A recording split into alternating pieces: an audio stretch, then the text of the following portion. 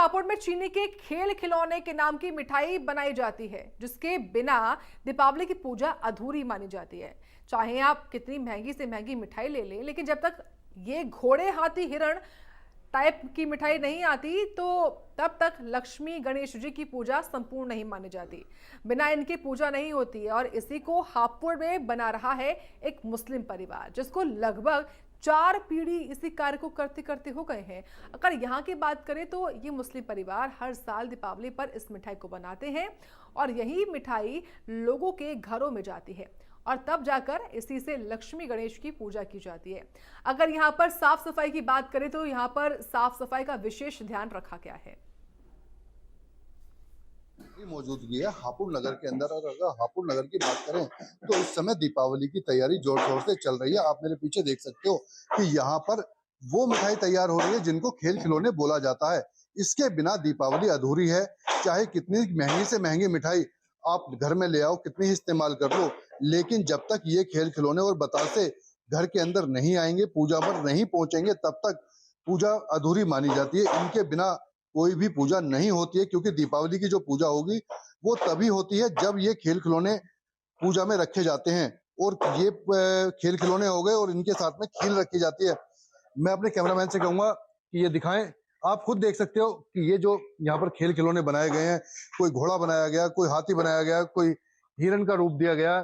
आप खुद देख सकते हो किस तरीके से ये बनाए गए हैं। अगर इनके बनाने की बात करें तो ये चीनी से बनाए जाते हैं, और बनाने की अगर प्रक्रिया देखें तो आप खुद पीछे देख सकते हो भट्टी पर एक भगोना रखा हुआ है जिसके अंदर चीनी घोली गई है।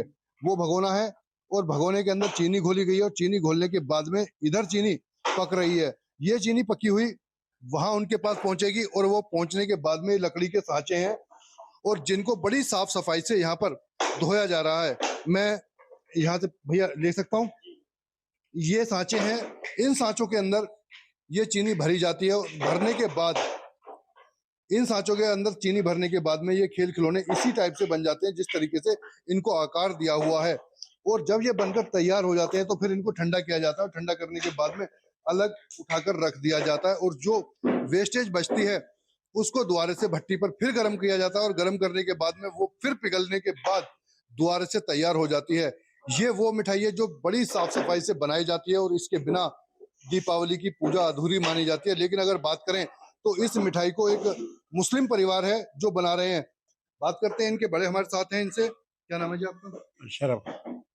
ये जो काम आप कर रहे हैं कितने लंबे समय से? ये तो कम हमें 40-45 साल से ज्यादा हो गए। कितनी पीढ़ी हो गई होंगी इस काम में? हमारे तो दादा थे, वो भी करते थे, हमारे बाप करते थे, अब हम कर रहे हैं, हमारे बेटे कर रहे हैं। अब तो तीसरी पीढ़ी आपकी इसमें? हाँ, दूसरी तीसरी पीढ़ी कर रही है इस काम को। तो कभी जैसे अब लोग बाग नए ट्रेंड में चल रहे हैं, नया काम चलते जा रहे हैं, मिठाइयों का दौर चल रहा है, तो कभी मन में आया इस काम को छोड़ने के लिए? नहीं, कभी कर छोड़ क्या, ये दिवाली तो करनी पड़ा है। दिवाली पे बतासे भी हमें तैयार करने पड़ते हैं। जैसे दशहरा है, दशहरे के ऊपर जाते हैं बतासे, हमारे बहुत गुलाउठी भी जाते हैं यहीं से। अगर बात करें यहाँ से जगह जगह पर ये बतासे और ये खिलौने जो हैं, वो मिठाई जो है जगह जगह जाती है। बात करें गुलावटी की, बुलंदशहर की या गाजियाबाद की, और बात करें इनकी 3 पीढ़ी लगभग इसमें काम करते करते यहाँ पर हो गए हैं। पहले इनके दादाजी काम करते थे, फिर इनके पिताजी काम करते थे, अब ये काम कर रहे हैं। 3 पीढ़ी क्या, अगर बात की जाए तो चौथी पीढ़ी इनकी इस समय, इनके बच्चे काम कर रहे हैं। 4 पीढ़ी लगभग इसी कार्य को करते करते यहाँ पर इनको हो गए हैं।